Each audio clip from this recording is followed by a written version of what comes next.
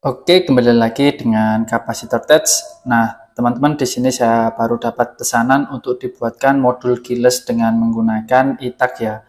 Nah, sebenarnya saya sudah tidak mau membuatkan lagi untuk modul keyless kalau misalkan menggunakan e-tag. Karena apa? Karena kalau menggunakan e-tag itu banyak yang mengkomplain e-tagnya itu seringkali mati sendiri. Nah, akhirnya menyebabkan tiba-tiba saat misalkan diimplementasikan di motor atau dikoneksikan di motor, dia langsung akan mati untuk motornya atau koneksi Bluetooth-nya nanti dia akan mati sehingga tidak bisa mengkoneksikan ke motornya. Jadi terlalu bahaya kalau diimplementasikan di motor. Nah, hal ini untuk modul keyless-nya ini dibuatkan untuk hanya prototipe saja, untuk tugas atau skripsi dari salah satu seorang customer yang ingin dibuatkan modul keyless menggunakan ESP32 dengan remote-nya ini menggunakan e-tag ya. Nah, di sini saya gunakan prototipenya menggunakan motor DC gearbox 12 volt seperti ini, dan sudah ada boxnya seperti ini dengan di sini menggunakan sumber tegangannya 12 volt DC. Jadi di dalamnya ini sudah ada modul ESP32, lalu ada LM2596 untuk menurunkan tegangan dari 12 volt ya ke 5 volt. Dan ada juga untuk driver relay. Nah, untuk cara kerjanya hampir sama dengan video saya yang sudah saya pernah upload untuk modul keyless yang sesuai dengan motor-motor saat ini ya untuk cara penggunaannya. Nah, di sini kalau misalkan e-tag-nya ini kita nyalakan, ini kondisi e-tag-nya masih mati ya, belum nyala, lihatnya belum biru. Nah, kalau misalkan e-tag-nya kita nyalakan, kita tekan hingga e-tag-nya berbunyi beep. Nah, itu nanti akan menyalakan LED indikator yang ada di alatnya ini. Di mana LED indikator ini berfungsi untuk memberitahu bahwa e-tag-nya ini sudah terhubung dengan ESP32 di dalamnya.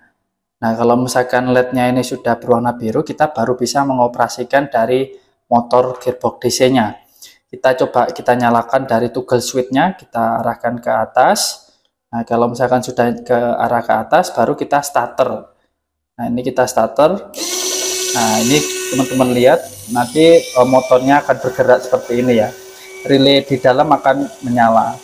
Lalu untuk menonaktifkan dari motornya, kita nonaktifkan saklarnya. Kita turunkan saklarnya, motornya akan mati. Nah, kalau misalkan saklarnya ini kita nyalakan lagi, lalu kita starter lagi, motornya masih bisa menyala selama Bluetooth-nya ini masih terkoneksi ya. Bluetooth-nya ini belum mati, dia masih bisa menyala. Tapi kalau misalkan Bluetooth-nya sudah mati, kita nyalakan lagi itu tidak bisa ya. Nah, jadi untuk menonaktifkan kita matikan saklarnya saja. Nah, ketika misalkan e-tag-nya ini kita matikan, jadi saya coba nonaktifkan dulu untuk e-tag-nya. Nah, ini e-tag-nya saya nonaktifkan, atau misalkan e-tag-nya tidak terhubung, jaraknya terlalu jauh. Nanti LED indikator dari alatnya akan mati dan mengeluarkan bunyi di buzzernya. Nah, kalau misalkan sudah mati seperti ini, mau kita nyalakan motornya itu tidak bisa. Jadi syaratnya dia harus terkoneksi dulu dengan modul e-tag-nya ini. Baru bisa motornya ini berjalan. Jadi sudah sesuai dengan kondisi motor keyless saat ini ya. Jadi prinsip kerjanya saya buat seperti itu. Nah, tetapi sayangnya kalau misalkan menggunakan e-tag ini itu masih banyak kekurangannya, yaitu kekurangannya dia sering mati sendiri saat dibuat jalan. Apalagi kalau misalkan dibuat jalannya misalkan 1 jam, 2 jam, itu dia bisa mati sendiri untuk e-tag-nya. Nah, itu untuk kelemahannya. Makanya di sini saya mau membuatkan karena ini untuk dibuat tugas saja ya. Jadi saya bisa membuatkan untuk prototipe karena tidak bahaya. Nah, jadi bagi teman-teman yang ingin dibuatkan projectnya atau dibuatkan alatnya, baik itu program atau dirakitkan sekalian hardware-nya, itu juga bisa. Teman-teman bisa langsung hubungi saya di Instagram, DM saya di Instagram, atau chat di Shopee atau Tokopedia saya. Nanti kalau misalkan teman-teman chat di situ nanti akan saya balas. Teman-teman ingin dibuatkan project seperti apa atau alatnya seperti apa, nanti akan saya rakitkan juga kalau teman-teman ingin dibuatkan hardware-nya juga ya. Nah, jadi seperti itu teman-teman. Nah, lalu kalau misalkan mau pesan, nanti itu dapat apa saja. Jadi kalau misalkan pesan, kalau misalkan teman-teman pesannya itu beserta hardware atau alatnya, tentunya teman-teman sudah dapat hardware atau alatnya. Ya, jadi sudah dapat hardware atau alatnya yang sudah dirakit, kemudian teman-teman juga dapat softwarenya. Kalau misalkan teman-teman menggunakan softwarenya itu, misalkan mau dibuatkan Blink, Telegram Bot, itu nanti akan saya buatkan tutorial step by stepnya satu persatu ya. Lalu kemudian kalau misalkan teman-teman ingin dibuatkan IoT yang berdasarkan database atau web server, itu nanti teman-teman juga dapat program PHP MySQL-nya.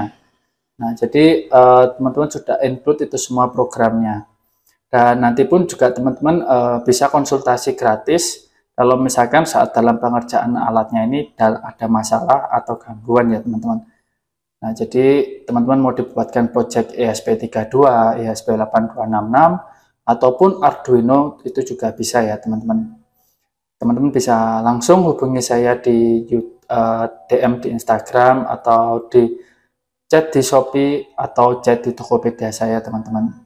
Nanti teman-teman tinggal diskusikan saja mau dibuatkan program seperti apa.